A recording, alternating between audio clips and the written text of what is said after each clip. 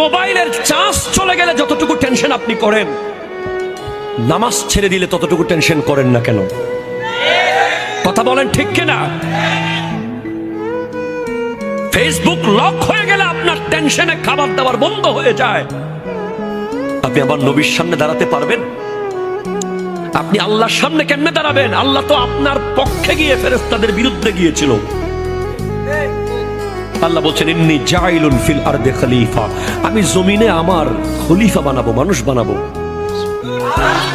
ফেরেশতারা বলছে, আতাজালু ফিহা মান ইউফসিদু ফিহা ওয়া ইয়াসফিকুদ দিমা, আপনি কাদেরকে বানাবেন যারা জমিনে গিয়ে মারামারি কাটাকাটি করবে তাদেরকে? আল্লাহ বলছেন, না, ইন্নী আ'লামু মা লা তা'লামুন, আমি যা জানি তোমরা তা জানো না।